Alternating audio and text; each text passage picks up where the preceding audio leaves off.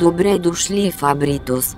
Тук, на 2 км от Разград, като с машина на времето ще се върнете 2000 летия назад на място, създадено от римляните като важно стратегическо селище.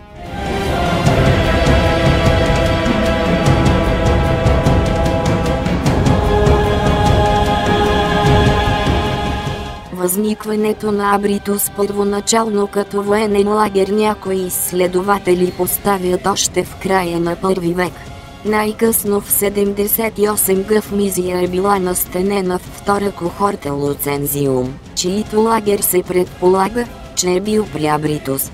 Кохортата е сформирана в Испания и е наречена по името на испанското племе Луцензи, дало първите войници за образуването й.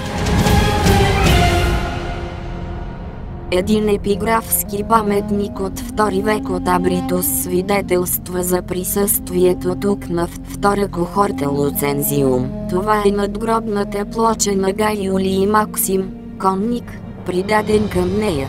Вероятно кохортата е била на лагер в Абритус до 136 година и е участвала в дакийските войни на император Траян. След 136 година тя вече е била на гарнизон в Кабиле в провинция Тракия.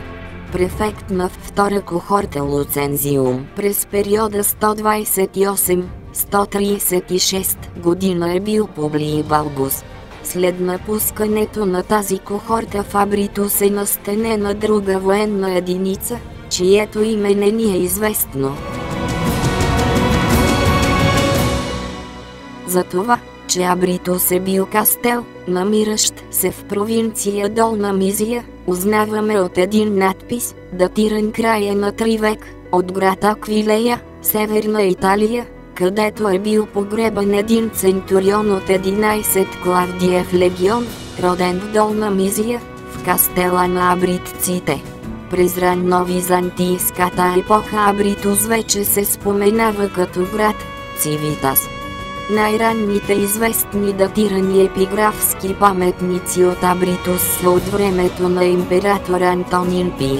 Фрагментиран надпис от 139 година, в който се споменават римските граждани и заселници. Надпис поставен от Юлий Крас, провинциален управител на Долна Мизия през 140-142 година или 146-148 година и Варовиков жертвеник, посветен на бог Херкулес от времето на император Септимий Север. Античните хронисти отбелязват, че край Абритус в Долна Мизия римската войска била разбита от готите.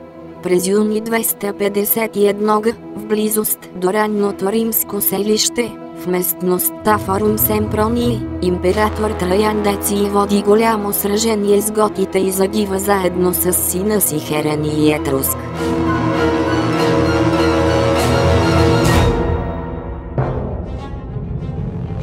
Траян Деций е първият римски император, загинал в сражение с варварите. Началото на 4 век, при император Константин Велики и неговите синове на височината западно от цивилното селище и на завоя на река Белилом започва изграждането на голяма крепост, в която са заселени като федерати варварски племена.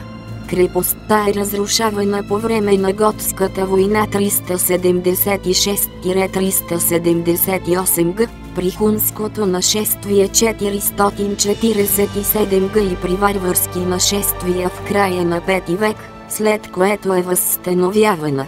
Големи възстановителни работи през 6 век тук осъществява император Юстиниан I Римско.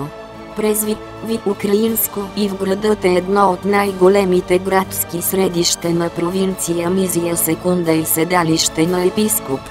В края на 6 век, при нашествие на аварите, градът е окончателно разрушен.